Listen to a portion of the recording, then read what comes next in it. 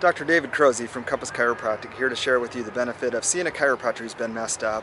See, back in 2007, right as I was trying to get my office open, I developed a really nasty case of sciatica. So I was having right low back pain, squeezing in my butt and hamstring and calf, and it became a crisis when my foot was going numb on my 15-minute drive over to my new office.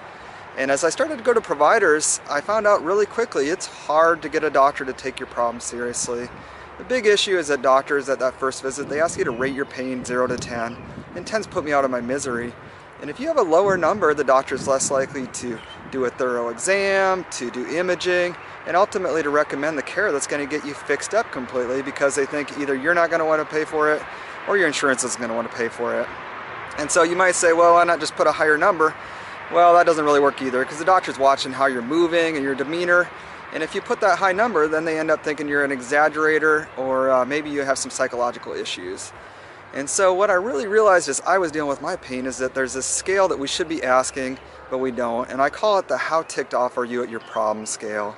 So in my situation, I was 5 out of 10 pain, but I was 8 out of 10 ticked off at my problem, because my problem was acting like a disc bulge. I thought I might end up having back surgery, and I thought I might be disabled by the time I got my new chiropractic office up and running. And so this ticked off at the problem scale increases based on a few factors. First, if your pain threatens your ability to work, huge deal. Second, if it limits your ability to be a good spouse or parent, you can't play with your kids, you have pain when you do the dishes. Third would be if your problem keeps you from something you love. So let's say you love playing tennis and your shoulder won't let you go do that. Fourth would be if your problem's gradually getting worse. So if you're sitting there at 30 and you're like, my hip already makes me feel like an old woman, what am I going to feel like at 50, 60, 70? And then another one would be if your problem's a mystery. You go to multiple providers and nobody gives you clarity about what's going on. Then the last one would be if you have a periodic flare-up. So sometimes somebody's in my office and their pain is a 2 out of 10, but then they tell me, yeah, but 2 months ago, my wife had to help me get off the toilet because my pain was so bad. So obviously that person is justifiably ticked off at the problem.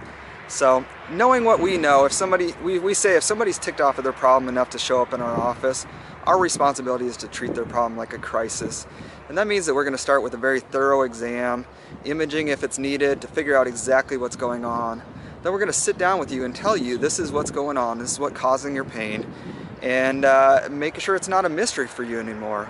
And then we'll go over a treatment plan, and I tell people my job is to recommend what I would tell my mom or my sister if they lived around the corner. We're getting the care for free, and then you're in charge of the decision of whether you follow my recommendation.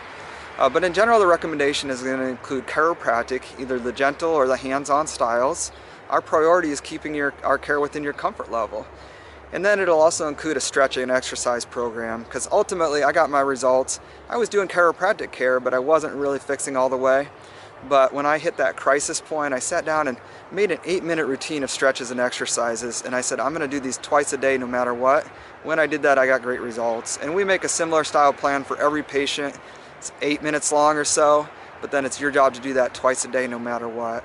And so if you're sitting there, you're ticked off at back pain, neck pain, headaches, you've got symptoms going down an arm or a leg, don't wait another day. Learn about the special offer we have available for you and give us a call. Again, my name is David Crozy, and I really look forward to meeting you in person.